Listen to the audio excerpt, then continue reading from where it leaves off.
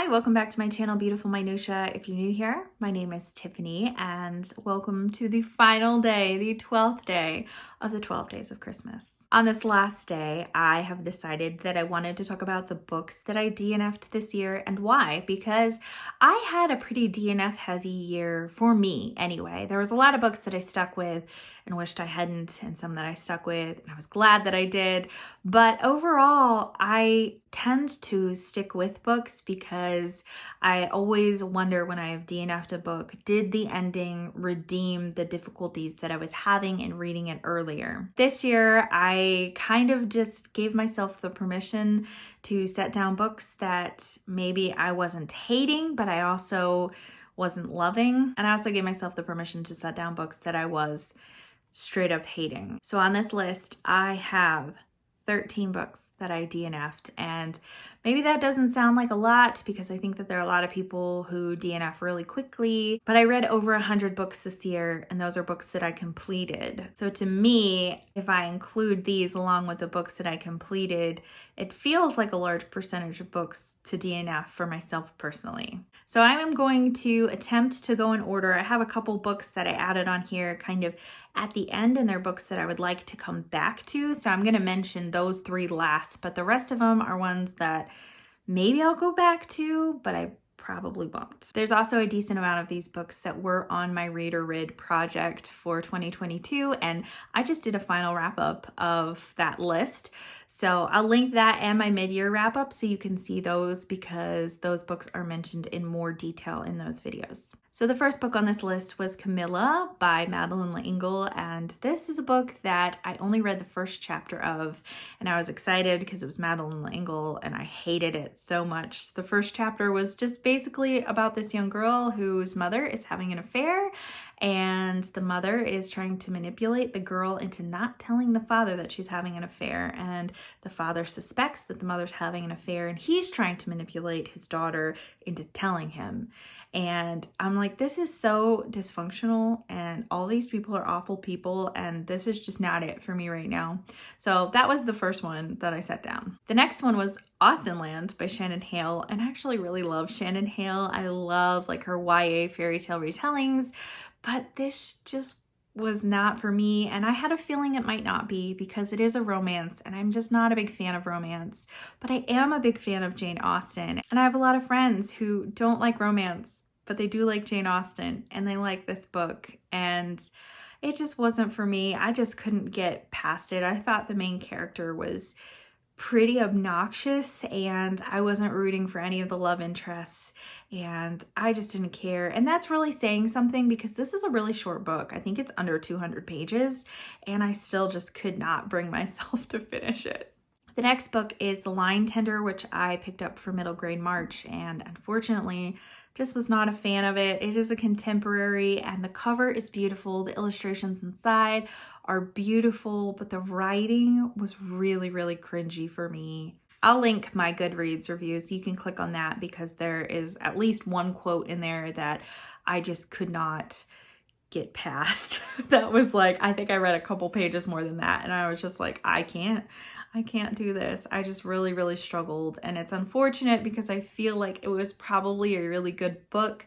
I just really couldn't get past the writing. The next book on here is also a middle grade, and it's Show Me a Sign, and this is a book about a young girl who is deaf and speaks using sign language in, I think, like Revolutionary wartime period, or maybe it's like early 1800s. It's in that range, like late 1700s, early 1800s. She lives on Martha's Vineyard, and this was one that I struggled with the writing on this one too. It just felt very simplistic, and it was written in present tense, and I was just having a really hard time with it, and some of the stuff in it just was kind of weird, and not even bad weird. I was just like, why is this your mindset? I don't understand, and I don't know. It wasn't worth it for me to continue. Next up is one I've talked about at length on my channel, and that's Dr. Zhivago. Oh my, there's a lot of things that I didn't like about this book. But the main thing I think was that the writing style was really strange in that he would be really detailed about how the snow looks or the outfit that someone was wearing, but then we'd get one sentence to tell us that two main characters got married. And it was just weird. It was like he would fixate on these things and then skip over things that seemed like they should be like massive parts of the story in terms of this is shaping the rest of this person's life and their character, and it would be helpful to kind of know how they're thinking and feeling in this process for the rest of the story. But I also didn't find any of the characters likable and wasn't rooting for any of them.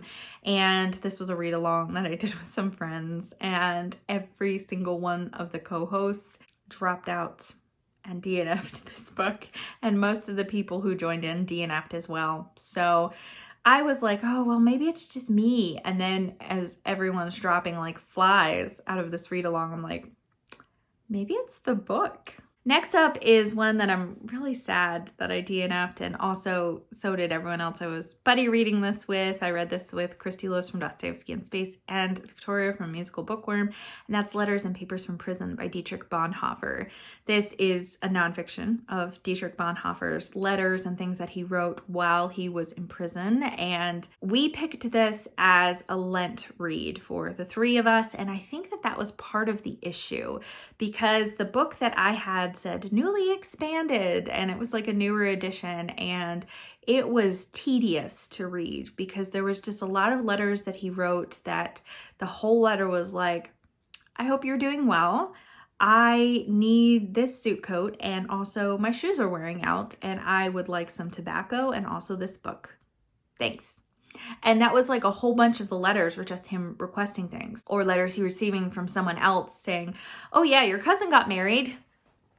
That's pretty much it, you know, and there were little nuggets in there, but there was so much minutia of everyday life and things that I just didn't really care about, and it wasn't spiritually enriching at all. I think that if I had been wanting to delve really deep into Dietrich Bonhoeffer's life, maybe I would have found this book valuable, but I think I would rather read a biography than read a whole bunch of jumbled letters that actually has a whole bunch of things that you really don't need to know and have no bearing on pretty much anything. The next book on this list is These Violent Delights by Chloe Gong, and I wanted to like this. This sounded so cool. It's a Romeo and Juliet retelling in a fantastical 1920s Shanghai, and that just sounds awesome.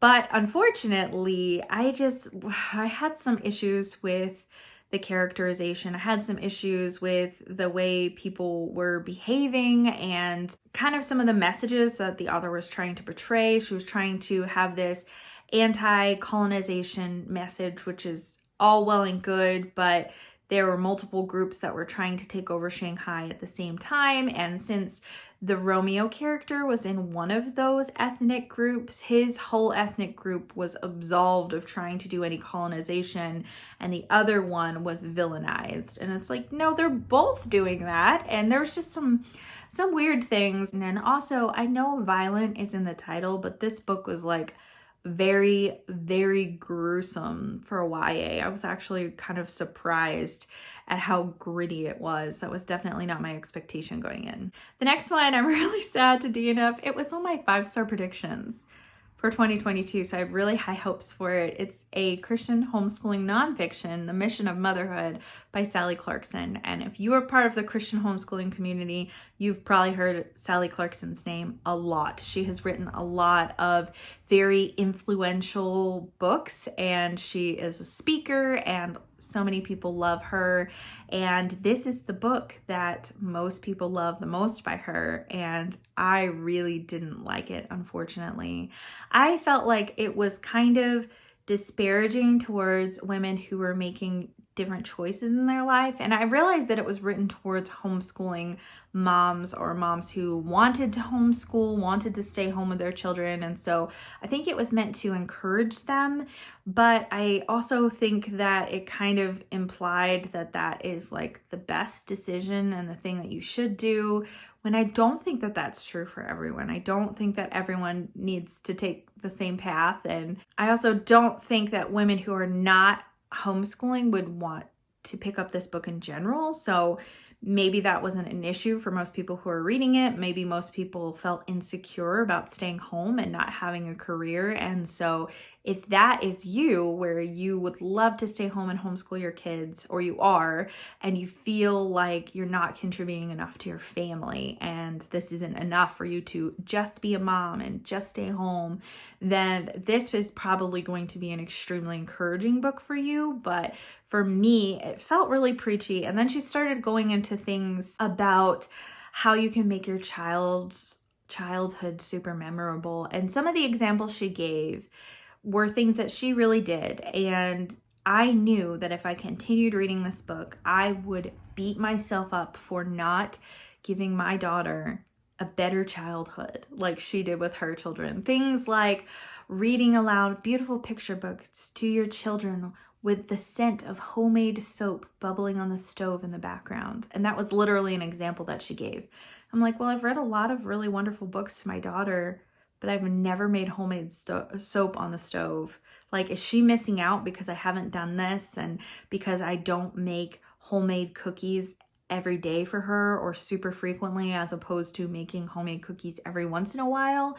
Am I measuring up as a mom? Is her childhood going to be idyllic and magical enough? And I was like, that was only about 50 pages into this book, I think. And I was just like, I can't do this, because I know I will just sit here and beat myself up. And that's not the intention of this book. I think it's supposed to encourage women and give them ideas to help make childhood memorable and a sweet place to connect. So this is not any insult against Sally Clarkson at all, for sure. She seems like an amazing, wonderful person, and her other books might be just top notch, but I haven't read them. This is the only one, and unfortunately, it really was not for me. The next book on this list was also part of my Reader Read project, and I discussed it in that video, and that's The Dispossessed. I talked at length in that video about why I disliked this book as much as I did, so I'm really not going to go into it here. It's a really well-loved sci-fi, and I just didn't like it. It had some really strange sexual content and references in it, and apparently it has detailed sexual assault later in the pages, which I did not know, and I really try to avoid that in books that I read. And so I'm glad that I DNF'd it, because I would have been really upset when I got to that point, having not known that that was part of it. But I also just wasn't really jiving with the writing style, and I felt the same way about the other Ursula Le Guin book that I've read. So I think maybe I'm just done with her. I think that she's just not for me. Well loved as she is, different people just jive with different writing styles, and that's totally fine. I don't jive with hers. And the last book on this list that I DNF'd that I'm not intending on going back to is Queen of the Tearling by Erica Johansson, again on my Reader Read project, and again mentioned in my last video about that. So I'm not going to go into details here. I just was bored with it. It felt really formulaic, and apparently at the end of this trilogy ruined it for a bunch of people. So I actually went ahead and read kind of synopsises of the future books and the ending, and I'm like, yeah, I made the right decision, because I don't think I would have liked this ending, and I don't think I would have liked the second book, because I think there's kind of like this weird time travel element that I think I would have found not very engaging. So it just wasn't for me, and that's okay. The last 3 books that I have on this list are books that I think I would like to return to at some point. It just felt like it wasn't the right time for them. The first one on that list is also from my Reader Read project, and that's Life of Pi by Jan Martel. And I tried to read this book. I think I got about 50 or 80 pages into it and just kind of felt kind of bored by it. But overall, like, the premise of it actually intrigues me. And so it is one I would like to give another try to. I just feel like it wasn't the right time for me to be reading the book, because it seemed like the writing style is actually one that I might normally like. I don't know. I think it was just the time that I read it. And another book that I think I'll try again, and that's Isaac Storm by Erik Larson. I read The Devil in the White City months after I started Isaac Storm and loved it and flew through it. So the issue is not his writing at all. I actually really liked his writing. I loved The Devil in the White City. The issue for me is that Isaac Storm is about the hurricane that hit Galveston, Texas in the year 1900. And I think to date, it is still the most fatal storm, I think, that has hit the United States. I could be wrong about that, but it was really tragic what happened. And it's about the man who was the meteorologist and like kind of the meteorology of the day and how maybe he should have known and different things like that. And it delves really deeply into the history of meteorology and a lot of meteorological things, which makes sense. But I have never really been a big fan of earth science. And so I found a lot of the meteorology chapters like kind of boring. And that's why I ended up DNFing it, because I was thinking, you know, the subject matter of the storm itself was of interest to me, but all the meteorology stuff, I just felt really kind of bogged down in that. And I've heard some people give that kind of criticism to The Devil in the White City because there's a lot of architecture talk in that one. But I liked that in that book, and I was more interested in that than I was in meteorology. So I'm thinking maybe it's not for me, but it is one that I might give a try to again. And the last one on this list is one that I really feel like it just was not the right time for me because it's a mystery, and I don't know, maybe I just have to be in the right mood for that. But that's The Thursday Murder Club by Richard Osman, and lots of people love this book. It's a 5-star book for them. They love the whole series, and I was listening to the audiobook at first, and the audiobook was funny and it was engaging. I wasn't loving it, but it was mildly entertaining. And then the audiobook went back and I had the physical book, and I couldn't get into the physical book at all. Like, there was much more personality in the audiobook than there was in the actual book, I think. I think that the attitudes of people came across better with the narrator and less so on the written page, although that could have just been me and my mood, because I'm sure there are people who have read it and not listened to it. But I found it incredibly dull on the page, and maybe that was just my mood, or maybe it just, the personalities weren't written quite as well and came off better when someone added that by narration. So I'm not really sure, but it is one that I would be interested in giving it another chance. Hello, future editing Tiffany here. I had a little bit of a dilemma while I was recording this video, in which I realized that there were some books that I didn't include, and those are the 5 books that I read for my Try a Chapter vlog that I did in December for the remaining 5 books on my Read a Read project that I hadn't gotten to yet. The main reason why I had forgotten them was because I didn't log them on Goodreads or Storygraph. I didn't even include them in my reading journal because it was never my intention to complete those books by the end of the calendar year. I wanted to figure out whether or not they were books that I even wanted to try at all, and I only ended up keeping one of those books. So I'm gonna link that vlog for you to go check out, but now that I'm thinking about it, it really wasn't that big of a deal for me to not include them because, like I said, I never intended to finish them. It was really just to see if I wanted them. So that really derailed me when I was recording the end of this video, so much so that I kept recording other clips and I'm like, oh, maybe I'll like insert this earlier in the video so my total number will be different. And because I did so much of that, I even forgot to film an outro for the end of the video. So it was a time, apparently.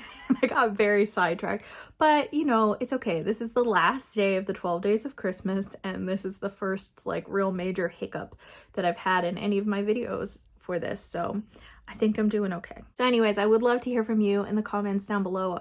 Are any of these books surprising to you, or ones that you think I should give another chance to? There's some that I'm very firmly definitely not going to, but some of them maybe, and then there's a few that I definitely would like to try again. So I would love to hear your thoughts. I'd also love to know, do you frequently DNF books? And if so, do you DNF them because you absolutely hate them, or if you feel like maybe they're not for right now, maybe they're for later? And if they are for later, what's a book that you do plan to return to in 2023? Thank you so much for watching. If you like this video, please hit like and also subscribe so you can continue to see more bookish content from me, and I will see you again next time.